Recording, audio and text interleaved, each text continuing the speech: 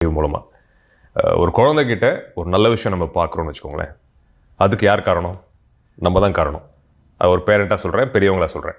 அதே மாதிரி ஒரு குழந்தைகிட்ட ஒரு சரியில்லாத விஷயம், இல்லை ஒரு குழந்தை எதுக்கெடுத்தாலும் கோவப்படுறாரு, புலம்புறாரு, இல்லை ஒரு குழந்தைகிட்ட ஏதோ ஒரு நெகட்டிவ் பிஹேவியர் இருக்குது, ஏதோ ஒரு பொறுப்பில்லாத ஒரு பிஹேவியர் இருக்குது, இல்லை ஒழுங்காக பேச மாட்டேங்கிறாரு, ஏதோ ஒன்று வச்சுக்கோங்களேன். அதுக்கு வந்து பேரண்ட்ஸ் வந்து முக்கால்வாசி நேரம் கிரெடிட் எடுத்துக்கிறது இல்லை. பேரண்ட்ஸும் அந்த குழந்தைய சுற்றி வளர்க்குறவங்க எடுத்துக்கிறது இல்லை. நல்ல விஷயங்கள்லாம் மட்டும் குடும்பம் கிரெடிட் எடுத்துக்கிறது, எங்களால் தான் பெருமைப்பட்டுக்கிறது.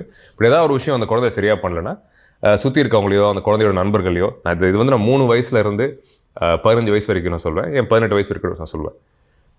சுற்றி இருக்கவங்க சூழலோ, காலேஜோ, ஸ்கூலோ, எதையாவது நம்ம குறை சொல்கிறோம், விளையாடுற இடமோ ஏதோ ஒன்று. தெளிவாக ஒன்று புரிஞ்சுக்கோங்க இந்த பதிவுக்கு அப்புறம். குழந்தை சரியாக பிஹேவ் பண்ணாட்டாலும் அதுக்கு நம்ம தான் காரணம், அதுக்கு நம்ம தான் பொறுப்பு எடுத்துக்கணும். குழந்தைங்கன்றது ஒரு கண்ணாடி மாதிரி. ஒரு குழந்தை எந்த சூழலில் வளர்க்கப்படுது, எந்த மாதிரி விஷயம்